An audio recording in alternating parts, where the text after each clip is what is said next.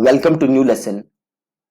कल के लेसन में आपने सीखा था कि कैसे आप गूगल एड्स अकाउंट बना सकते हो। ये लेसन आपने इसलिए सीखा था, ये लेसन मैंने आपको इसलिए भेजा था क्योंकि कुछ दिन पहले मैंने आपको बताया था कैसे आप कीवर्ड रिसर्च कर सकते हो using Google ads keyword planner, right.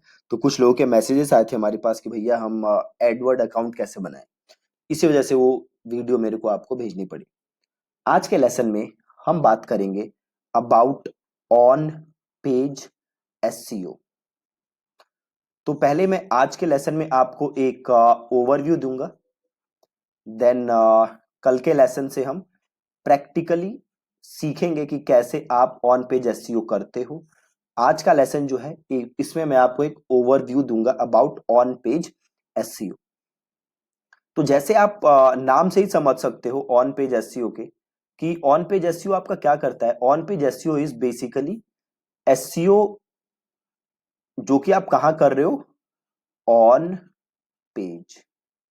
ठीक है, आपकी जो वेबसाइट का पेज है आप उस पेज के ऊपर जो एसईओ कर रहे हो उसको हम कहते हैं ऑन पेज एसईओ। ठीक है, बहुत ही आसान चीज है ऑन पेज एसईओ।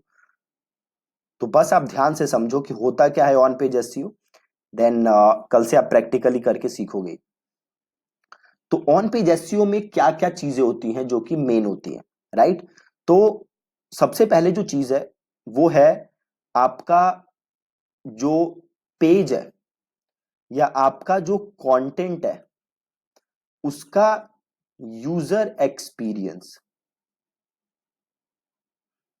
ठीक है, इसका मतलब क्या है कि सपोज मैं आपके पेज पे गया, राइट। तो आपका जो पेज है वो बहुत ही ज्यादा इजी फ्लो में होना चाहिए।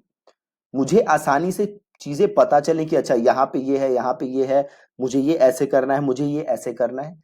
सारी चीजें मुझे आसानी से समझ आए, कुछ ज्यादा क्लटर्ड ना हो, हौच पौच ना हो, राइट। अगर कोई लेमैन भी आपकी वेबसाइट पे जाता है तो वो सारी चीजें इजीली समझ पाए।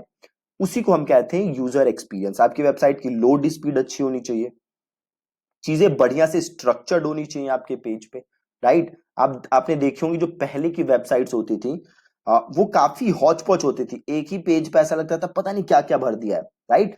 आपको ऐसे नहीं करना, आपको बड़ी स्ट्रक्चर्ड तरीके से बढ़िया तरीके से अपना पेज डिजाइन करना है ताकि यूजर हर चीज इजीली समझ सके, इजीली डाइजेस्ट कर सके। ठीक है, अगली चीज जो है जो कि आपकी ऑन पेज एसईओ में बहुत ही जरूरी है वो है आपका यूआरएल स्ट्रक्चर। ठीक है जी, क्या है आपका यूआरएल स्ट्रक्चर। ठीक है, अब मैं आपको ये दिखाता हूं कि यूआरएल स्ट्रक्चर क्या होता है। तो सपोज करिए मैं एक सर्च करता हूं बॉडी बिल्डिंग सप्लीमेंट्स। ठीक है, मैंने सर्च मारा बॉडी बिल्डिंग सप्लीमेंट्स, आप देख रहे हो ऊपर कुछ एड्स आ रही हैं। अब मैं थोड़ा नीचे आ जाता हूं, यहाँ पे एक एड आ रही है, the 8 best supplements for strength athletes and body builders. ठीक है, अब इसे क्लिक करते हैं। अब आप ये देखो, ये देख रहे हो, ये होता है यूआरएल स्ट्रक्चर।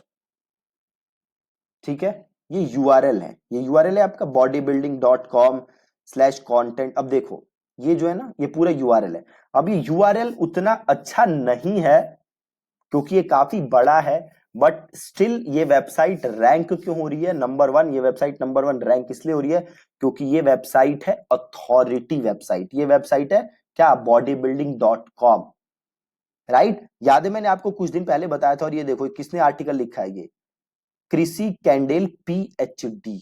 मतलब ये जिसने लिखा था, याद है हमने पढ़ा था concept your money your life, है ना। अब देखो ये यूआरएल इतना बेकार है तभी भी वेबसाइट रैंक हो रही है। क्यों रैंक हो रही है, एक तो ये वेबसाइट की अथॉरिटी है इस फील्ड में, प्लस देखो कंटेंट लिखा किसने है।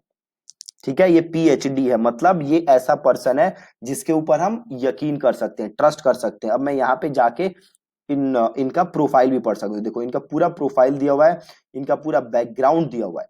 अब इससे क्या होता है, इससे ट्रस्ट बिल्ड होता है। तो ये आप जो देख रहे हो ये होता है यूआरएल स्ट्रक्चर। ये यूआरएल स्ट्रक्चर उतना अच्छा नहीं है, बट अगेन ये रैंक हो रही है, रीजन मैंने आपको बताया।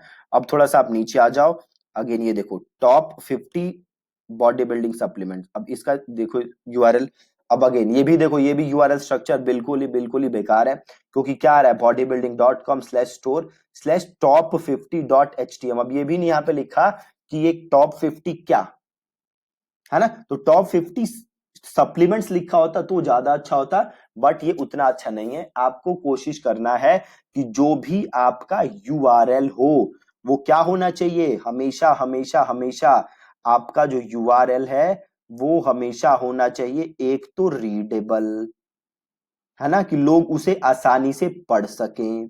दूसरा क्या होना चाहिए, कीवर्ड रिच, कि उसके अंदर आपका कीवर्ड होना चाहिए। तीसरा क्या होना चाहिए, शॉर्ट होना चाहिए, नॉट टू लॉन्ग, ठीक है, ज्यादा बड़ा नहीं होना चाहिए, छोटा होना चाहिए, ठीक है। अगली चीज, कभी भी यूआरएल के अंदर अंडरस्कोर यूज नहीं करना, हमेशा क्या यूज करना है, हाइफन, कभी भी अंडरस्कोर यूज नहीं करना है, हमेशा यूज करना है हाइफन। तो थोड़ा सा और नीचे आओ और देखो वेबसाइट्स होंगी, देखो यहाँ पे है top 6, the 6 best supplements to gain muscle.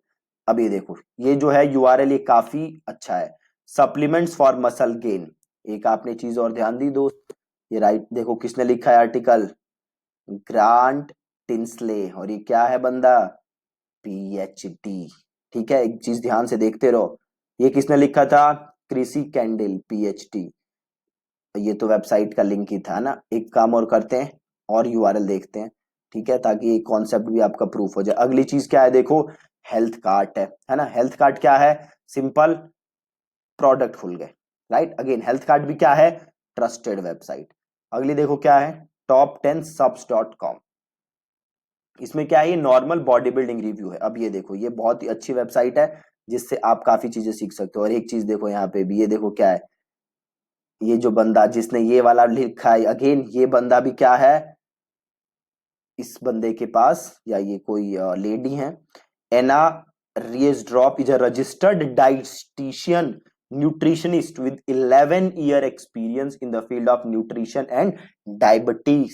क्या बताओ, आप इन पे ट्रस्ट कर सकते हो, नहीं कर सकते, बिल्कुल कर सकते हो। तो अगेन यहाँ पे भी क्या चीज प्रूव हो गई, कि आपके पास अथॉरिटी होनी चाहिए अगर आप ऐसा कंटेंट लिख रहे हो, ठीक है। तो अभी तक क्या चीज सीखा आपने, जो आपने योर मनी योर लाइफ के बारे में सीखा था, वो भी कॉन्सेप्ट यहाँ पे प्रूव हो गया दोबारा, ठीक है।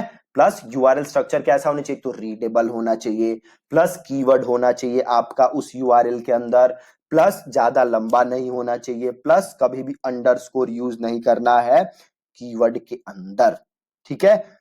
आगे के लेसन में मैं आपको प्रैक्टिकली करके दिखाऊंगा कि एक कैसे आप सेट करते हो। आज जस्ट आप समझ लो कि यूआरएल स्ट्रक्चर होना कैसे चाहिए। तो पहला पेज कंटेंट आपका कैसा होना चाहिए, यूजर एक्सपीरियंस अच्छा होना चाहिए। दूसरा यूआरएल स्ट्रक्चर। अब तीसरी चीज क्या है, तो तीसरी चीज है आपका साइट का, जो आपका वेब पेज है उसका टाइटल टैग्स, ठीक है। क्या है, टाइटल टैग्स। अभी टाइटल टैग्स क्या होते हैं, बड़े ध्यान से देखना, 10 सेकंड के अंदर समझ जाओगे।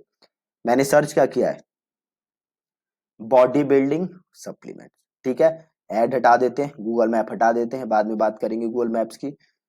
बॉडी बिल्डिंग सप्लीमेंट्स, यहाँ पे क्या है, 8 best supplements for strength athletes and body building. मतलब देखो बॉडी बिल्डिंग भी है और सप्लीमेंट्स भी है। ये देखो क्या है, अगेन देखो सर्च किया था बॉडी बिल्डिंग सप्लीमेंट्स, इसमें भी क्या है, क्या वर्ड यूज हो रहा है, ये जो है ब्लू कलर का लिंक आ रहा है आपका, इसमें क्या आ रहा है, देखो बॉडी बिल्डिंग भी आ रहा है, सप्लीमेंट्स भी आ रहा है, बिल्कुल आ रहा है। ये देखो क्या है, again 6 best supplements to gain muscles, है ना, वही बॉडी बिल्डिंग सप्लीमेंट्स।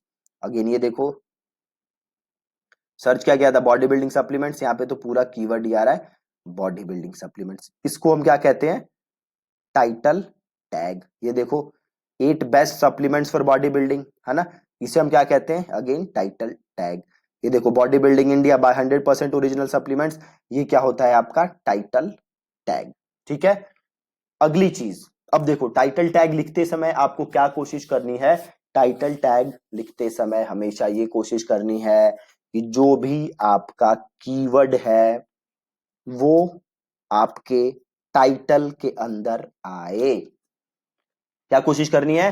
जो भी आपका कीवर्ड है वो टाइटल के अंदर आए, ये आपको कोशिश करनी है जब भी आप टाइटल अपना लिखोगे। कैसे लिखोगे ये मैं आपको सिखाऊंगा आगे के लेसन में। टाइटल टैग के बाद क्या चीज आती है? टाइटल टैग के बाद एक चीज आती है मेटा डिस्क्रिप्शन। मेटा डिस्क्रिप्शन क्या है जी? देखो, ये आपने देखा, ये क्या था? Title tag. अब इसके नीचे ये जो लिखा आ रहा है ना, ये क्या है? Meta description. ठीक है, ये क्या है? Meta description. अब देखो, मेटा डिस्क्रिप्शन का आपके रैंक होने में डायरेक्ट कोई इंपैक्ट नहीं है। ठीक है, मेटा डिस्क्रिप्शन का आपके रैंक होने में डायरेक्ट इंपैक्ट नहीं है। बट मेटा डिस्क्रिप्शन से किस चीज पे फर्क पड़ता है कि लोग आपकी इस रैंकिंग पे क्लिक करेंगे कि नहीं करेंगे। क्योंकि अगर यहाँ पे लोगों ने थोड़ा सा पढ़ा और उन्हें ऐसा लगता है कि अच्छा यहाँ पे तो वही बात हो रही है जो आप सर्च कर रहे हो, तो लोग इस पे क्लिक करेंगे। और लोग जब इस पे क्लिक करेंगे तो क्या होगा? आपका सीटीआर बढ़ेगा। गूगल को लगेगा भैया ज्यादा से ज्यादा लोग आपके सर्च पे क्लिक करते हैं, आपके रिजल्ट पे क्लिक करते हैं, तो आपको और बूस्ट देगा गूगल। ठीक है, तो ये होता है हमारा मेटा डिस्क्रिप्शन। अगेन आपको कोशिश करनी है कि जो भी आपका कीवर्ड है जिसके लिए आप रैंक करना चाहते हो वो आपके मेटा डिस्क्रिप्शन के अंदर आए। अगेन करना कैसे है आप ये सीखोगे आगे जाके। अगली चीज क्या होती है? Heading tags. ठीक है, ये बड़े टाइप के होते हैं, H1 tag, H2 tag, H3 tag. अब देखो ये हेडिंग टैग्स करते क्या है?